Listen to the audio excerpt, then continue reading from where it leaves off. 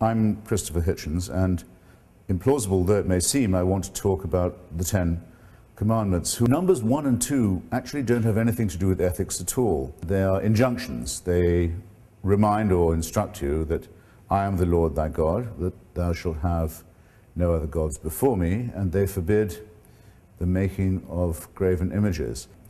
The commandment against the making of graven images, or images of God, is very upsetting to many Catholics who often leave this bit of the commandment out, because where would Christian art and devotional painting be if you couldn't make impressive images of God, his son, his son's mother?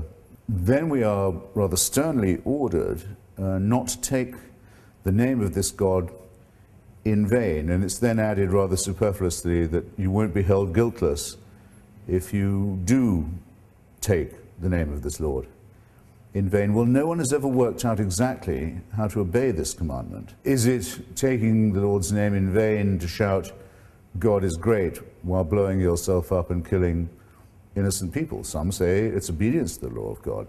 When I say God knows, I really mean I think that nobody knows. It's usually wise when promulgating eternal laws to be clear about what you mean.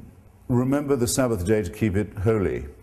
The Christians who want this inscribed in courtrooms and in schoolrooms would end up taking Saturday off rather than Sunday, because this program of commandments is actually a program for the establishment of a fundamentalist Jewish state. Commandment number 5 enjoins that thou shalt honor thy father and thy mother, which seems reasonable enough. It's an interesting commandment because when given in full, it says that if you do so, you will have a longer tenure of the land that's been promised to you. It's one of the few commandments that comes with an inducement, if you will. It even seems to suggest that you should honor your father and mother because you expect a legacy from them. Number 6, thou shalt not kill. Almost immediately after the events at Sinai and the delivery of these instructions by God from the top of the mountain, Moses orders all his supporters to draw their swords and kill all their friends and brothers for their profanity.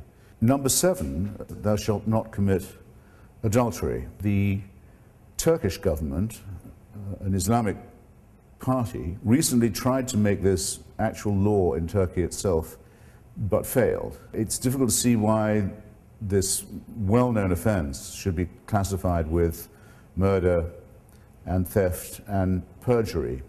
Usually the punishment for those who commit it is what you might call self-inflicted. Commandment number 8, thou shalt not steal. Very little to quarrel with here.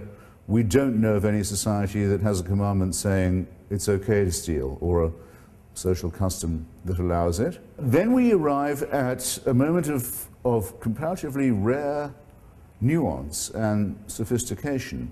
Thou shalt not bear false witness against thy neighbor. The idea of convicting someone who is innocent by bearing false testimony against them is and should be shocking to the entire human conscience. So this is not only one of the finest of the commandments, maybe the finest, but in its stress on the not and the false witness against, it shows a very rare and careful sense of the balance and scruple that's required for judgment and justice. The last of, at least this version of the Ten Commandments, is also sometimes famous by its number, number 10.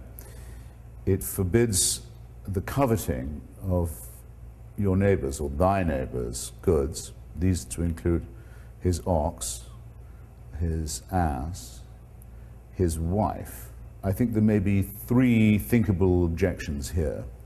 First, and most obvious, it considers the female of the human species to be equivalent to the chattel. Second, by way of objection, it's the only commandment that punishes thought. Here you're not forbidden to do anything.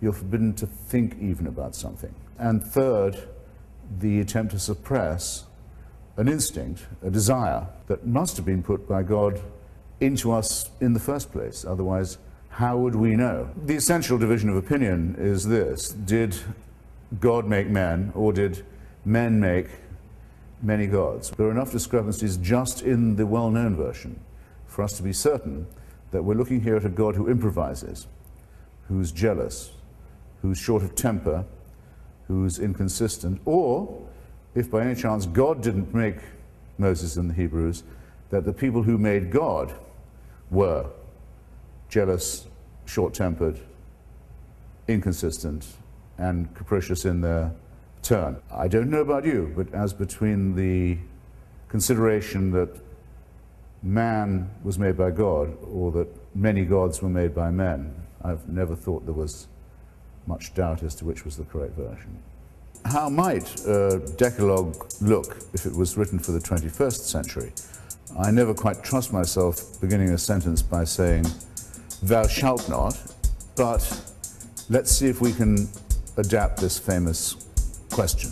Number one, do not condemn people on the basis of their ethnicity or their color. Number two, do not ever even think of using people as private property or as owned or as slaves.